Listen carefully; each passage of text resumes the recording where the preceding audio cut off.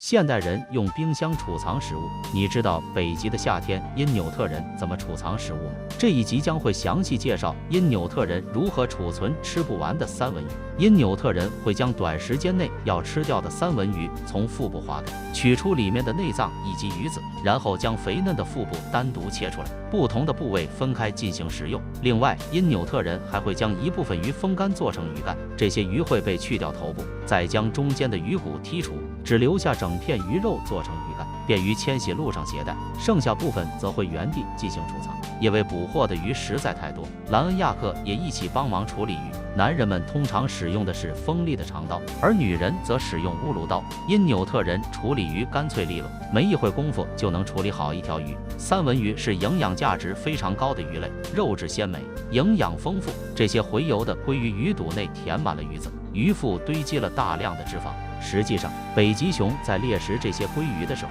为了储备足够过冬的脂肪，北极熊通常只选择吃营养丰富的内脏和鱼子以及鱼腹，其他的鱼肉部分则丢弃不吃。而因纽特人则没这么浪费，最好吃的鱼子和腹部会被取出当成美味，鱼肉则生吃或者煮熟了吃。画面中，男人们开始准备制作用于储存三文鱼的石窖，这种石窖整个在地面上堆积，石窖的底部采用巨大的石头堆积，防止被其他猎物破坏。这些大石头十分沉重，一个强壮的猎人搬动都显得困难。在北极，夏天的夜里温度会降到0度之下，储存在石窖中的三文鱼会被冻成冰。白天温度升高时，储存在石窖中的三文鱼只会少数表面化冻，整体会处于一个低温储藏的状态。因纽特人除了堆砌石窖来储存食物外，他们还会把驯鹿肉存放在地窖中，而这种地窖有一些是自然形成的，一些则是人工挖掘形成。他们利用北极地下冻土常年不融化和温度低的有利条件，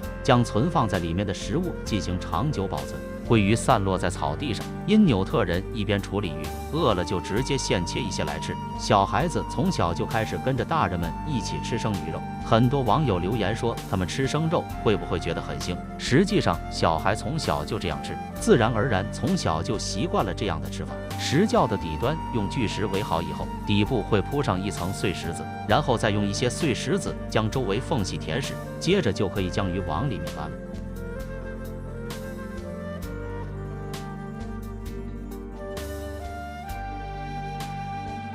兰恩亚克和妻子用海豹皮共同搬运剩下的鱼，这些鱼会被长时间存放在石窖里。储存食物是因纽特人的一个习惯。如果在冬季某些年月中遇上了饥荒，因纽特人会乘坐雪橇奔袭数百里路程，去到这些储存点，把食物拿出来度过困难时期。那么这些长期存放在石窖里的食物会不会被偷盗呢？实际上，除了会被猛禽破坏外，因纽特人族群之间并不会去偷盗对方的食物，这是他们的信仰和生存原则。除非遇上了十分严重的饥荒。历史上，因纽特人一些族群中也曾经发生过饥荒，那个时期饿死了很多的人，这时候他们才会就近从别人的食物储藏地取一些食物来吃，并会做上标记表达歉意。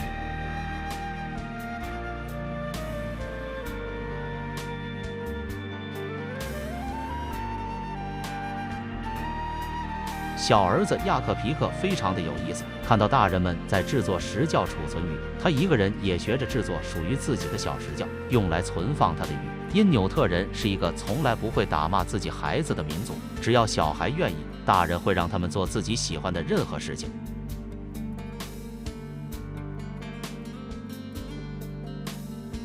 石窖里的鱼铺满后，最后再用石头掩盖起来，防止被狐狸和狼偷食。这样一个完整的石窖能够用来长期储存食物，以备不时之需。而这种大型的石窖往往也会被因纽特人当作大的因努伊特士队，用于辨别方向和位置。作为因纽特人的文化象征，因努伊特士队还有其他的作用，比如还能用于指明鱼群聚集处。另外，因纽特人还会用来标记特殊地点，纪念他们的爱人。现在生活在加拿大地区的安大略人，仍然会有人为心爱的人搭起因努伊特士队，寄托着自己的情思。